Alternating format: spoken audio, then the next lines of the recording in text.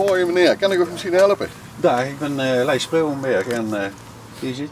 Stefan Loo. Stef, zou ik ja, ik kan ze me helpen. Zou ik plaats willen nemen op de goede stoel? En we willen vertellen over zichzelf. Ja, tuurlijk wil ik dat, maar zullen we dan niet beter naar binnen gaan? Het is vandaag toch een beetje fris. Dat is goed. Doen we dat.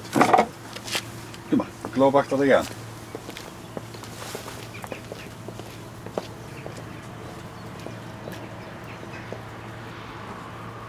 Stef, vertel eens wat over zichzelf. Wie oud ben je getrouwd en je kinderen? Ik ben getrouwd met Lieske noemen we ze, Annelies het ze eigenlijk. Ik heb 3 zonen, 23, 21 en 18 jaar. En zelf, ja, zeg al vanaf mijn 28 dat ik 28 ben, dus iedereen wet heb, maar eigenlijk ben ik al 56. 56. En altijd in Broekse gewoond? Nee, ik ben in Blierik geboren. Ik heb, gezien vrij jong ben ik verhuisd naar Grubbevorst. Heb ik altijd mijn jeugd doorgebracht. En sinds 23 jaar woon ik nu in Broekse. Wat is dit beroepsmatig? Ik heb een bouwadviesbureau, waar ik bijna het ganse jaar werkzaam ben, maar sinds een jaar of 4 hebben we ook strandpaviljoen Hoog, samen met onze Sjoerd, de middelseizoen. En doen we dit als zomers bij, zeg maar. Ik zei een strandpaviljoen, maar dit gebouwtje, dit kun je anders wel bekend voor van vroeger van Horst. Ja, dat klopt. Ik was, ja, een jaar of 13, 14 geleden leef ik hier rond en toen kwam het idee op om iets te beginnen aan de Maas. En toen hebben we een vergunningtraject opgestart. Het heeft iets van een jaar of 9 geduurd voordat we de vergunning allemaal rond hadden met Rijkswaterstaat en de gemeente. En net in de laatste tijd van die periode, de laatste periode ervan zeg maar, kwam dit pand in Horstvrede, dat is van Passie geweest vroeger, de e-salon. Ja. En toen heb ik de mogelijkheid gehad om erop in te schrijven om dit te kopen. En dat hebben we eigenlijk verbouwd tot dit paviljoen moet afgebroken kan worden. Wat afgebroken kan weer, maar dan moest het ook elk jaar weer afbreken, of nee? Ja, want, we zitten hier in de winterbedding. Dus met hoog water moeten we wegzien. Dus we hebben dezelfde voorschriften zeg maar, als de strandpaviljoens in Scheveningen. En 1 november moeten we hier wegzien, dan breken we alles af hier. Want het zou je kunnen zien dat het met hoog water onderloopt? Ja, met hoog water zul je het onder kunnen lopen en ja, het risico moet je gewoon niet lopen. Is dat wel eens mee gebeurd dan? Heeft het water al binnengestormd? Binnengestormd gelukkig niet. Ja. Afgelopen zomer hebben we wel, dat zelfs midden in de zomer, bijna het water binnen stond. Dat scheelde niet veel. Maar voor de rest, nou ja, 's winters staat er misschien een keer een leukste water op. Maar gelukkig kunnen we het niet meer zo. Maar eigenlijk wel raar, want daar is dus de Maaswerken die komen eraan. Die moeten volgens mij in 2020, als ik het goed heb, voltooid zien. Of in elk geval rond die tijd. Hoogwaterbescherming. Dus de Maas zou minder vaak hoog moeten komen. Waarom dan die verplichting om dat toch af te breken? Ja, wie zit te boeten de hoogwaterbescherming, wie zit te boeten de dijken, dus het water kan niet komen. En volgens wat er berekend is, zal het ook eens in de 200 jaar of zo kunnen komen. Maar is het dan niet, het is methodologisch leek dat ze gewoon zeggen van laat dit staan en breekt het af als er werkelijk hoogwatergevaar dreigt. Want of vandaag de dag kunnen ze bijna op de centimeter nauwkeurig voorspellen wie hoog het water komt.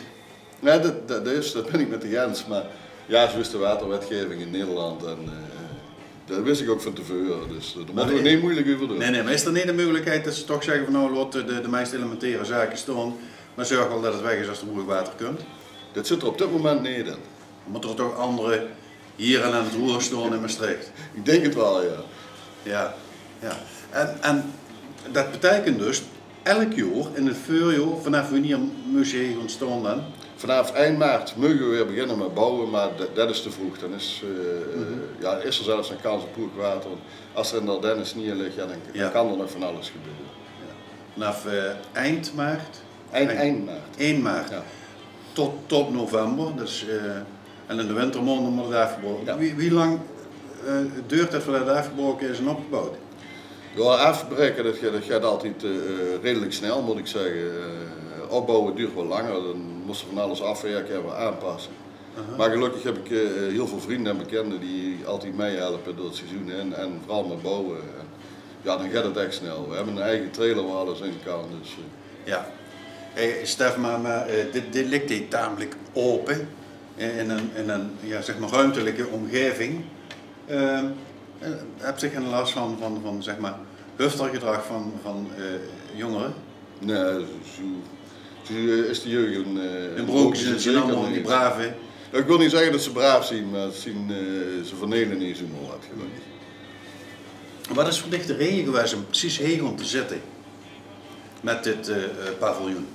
Ja, ik zie dit gewoon als een unieke locatie waar mensen kunnen genieten van de Maas en alles wat er rondomheen is. En Dat is ook wel zo, hè? Want er is altijd beweging heen.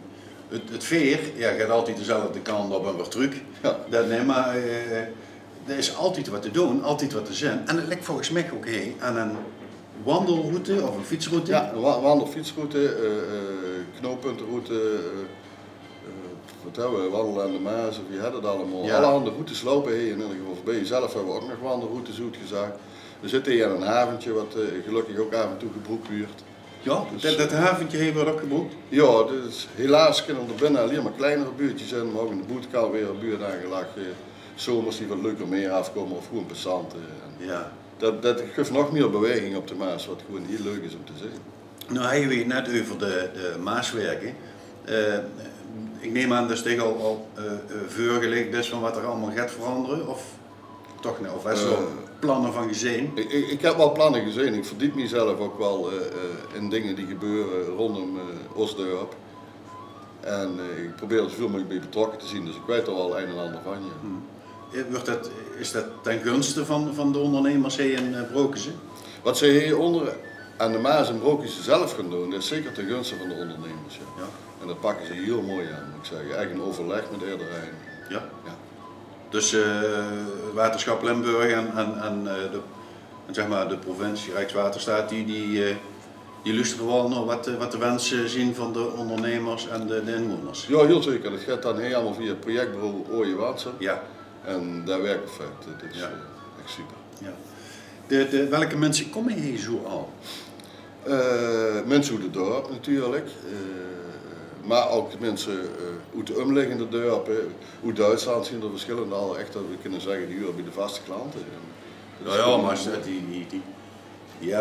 die broers die hebben dan zoiets van, die varen gerne het zo'n zee, hè, naar de Noordzee. En die zien al blij als je hier dat stroompje zijn en hier rustig kunnen vertoeven. Ja, dat is mooi toch? Ja. Nee, maar die mensen die voelen zich hier ook lekker toe. Hier is het redelijk laagdrempelig en iedereen moet zich hier ook toe voelen dat het gewoon als even toe is. En dat merken ze bij die mensen ook, die zien gelukkig en zo moet het. Stef, maar dit is eigenlijk toch wel gans wat anders als zeg maar een bouwbureau hebben. Ja, dat klopt. Ik had ook zelf niet verwacht dat ik het zo leuk zie vinden, moet ik zeggen. Ik heb altijd aan de goede kant van de tap gestaan, zeg maar. En nu stuk je aan de andere kant, maar eigenlijk is dat ook aan de goede kant. Dus Ja. er is niks mis mee. Als er nou, want dat vorm ik toch wel eens mee, ja, als er nou onweer en slecht weer opkomst is, dan staat dit wel open en bloed en de elementen. Wie kan ze zich toch tegen beschermen dan? Weer kent ze zich eigenlijk denk ik niet tegen beschermen.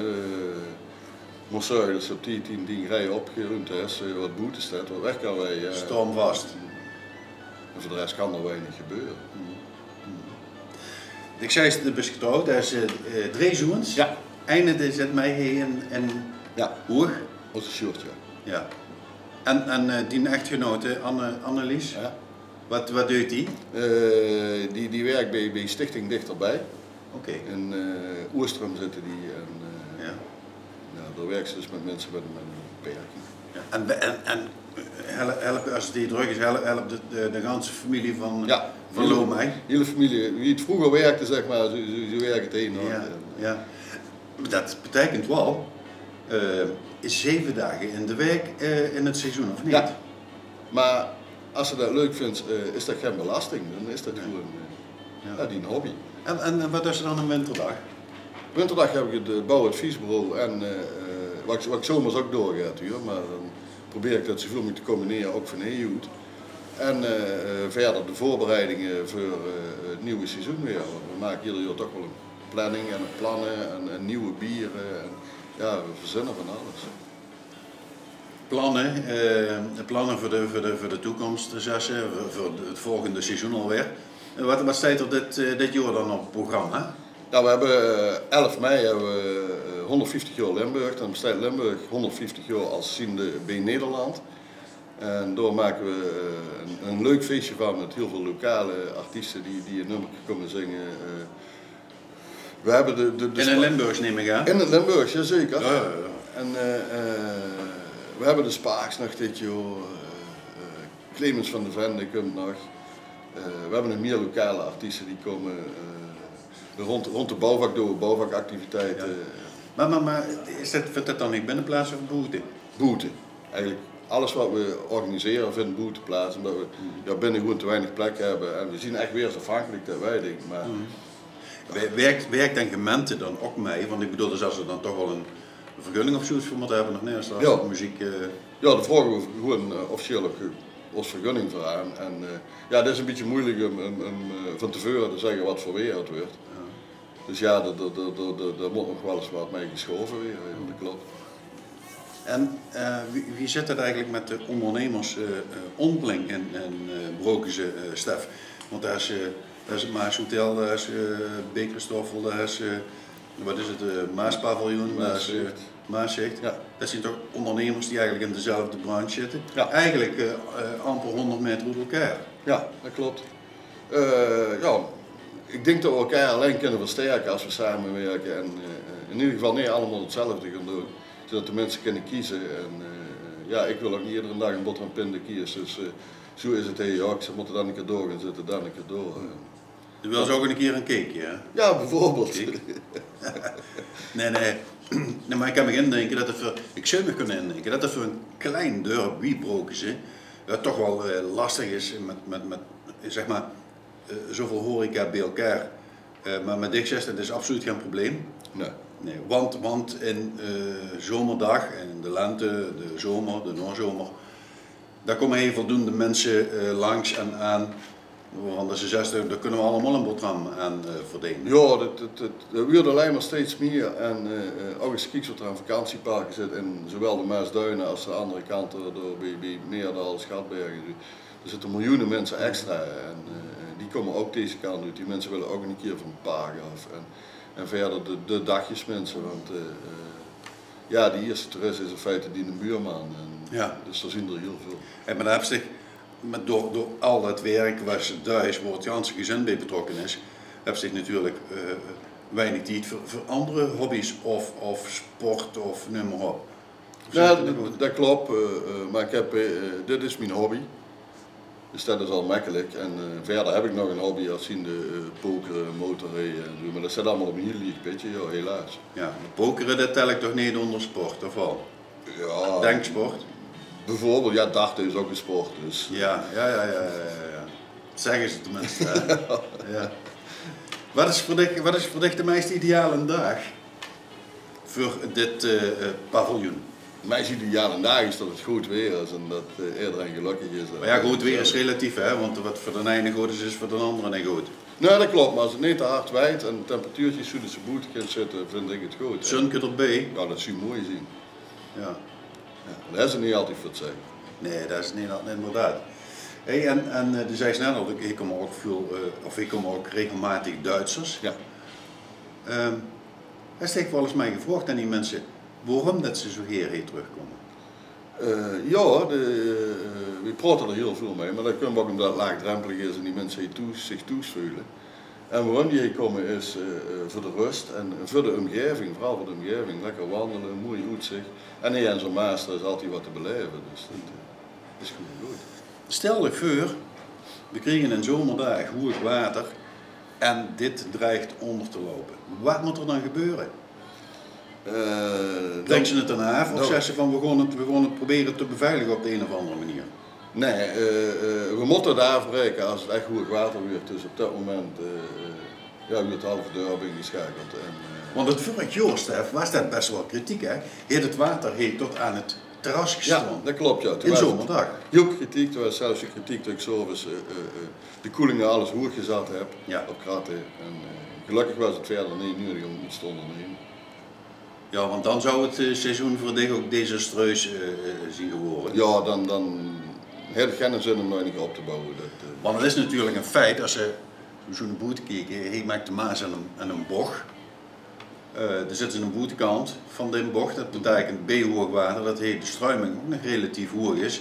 En dat ze van dat zeg maar, drijfafval is, wat ik dan ook nog de zaak zou kunnen vernemen. Ja. Hè?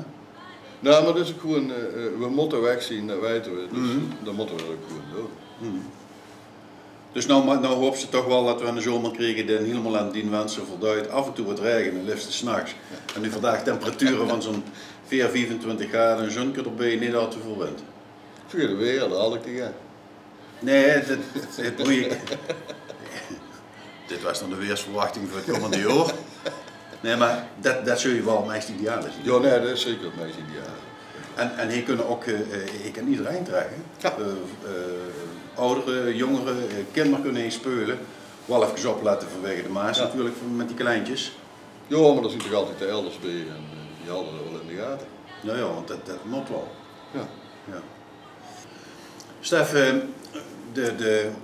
deze locatie, wanneer is die op? Of gaat die op? Op het moment dat we opgaan in het seizoen, zien we iedere dag vanaf 9 uur 's morgens tot, s'avonds om 10:30 moeten we zo zien. Dus dan zien we iedere dag van 9 tot 10:30. Ja, want na 10:30 moet er geen lawaai meer gemaakt worden? Of? Ja, wij maken nooit lawaai. Overlast heeft gelukkig niemand van ons en dat mag ook niet van mij. Maar wij zien er gewoon om 10:30 dicht. Je ziet gewoon om 10:30 dicht, dus dat is een behoorlijke tijd, hè? Van 9 tot 's avonds 10, 10:30.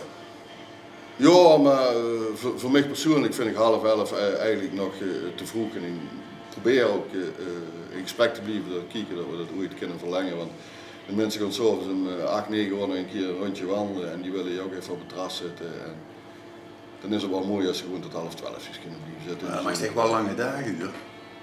Ja, dat klopt, maar als we langer open uur kunnen zien, dan kunnen we ook met 2 ploegen gaan werken, zeg maar. Want dan is de avond ook rendabel. En dan hoef ik niet meer van 's morgens vroeg tot 's avonds laat. Heb ik nou een goede tip voor dich. Net zoals de Thomas doen. Als het dan werkelijk een keer heel mooi weer is, maar die hele mooie avond, dan nodig ze die van de gemeente die erover gaan, gewoon uit, om eens even aan de Maas te komen zitten. En dan zegt ze, nou je zit hier welkom vanaf 10 uur, maar om 10:30 s'avonds, zegt ze van helaas, nou moet je gaan, want ja, ik mag niet langer. Misschien is het toch wel wat een belangrijk op te zien. Dat die dat zelf ervaren, of toch niet? Nou, ik kan het zeker eens proberen. Ik denk dat dat een goede tip is. Ik zal hem meenemen. Stef, mag ik je hartelijk danken voor dit gesprek. Dat ze plaats is willen nemen op de rode stoel. En ik hoop echt voor dich dat we de zomer krijgen die ik net voor gespeeld heb. Prima, dankjewel jullie voor deze opname en dat ik erbij mag zien. Graag gedaan.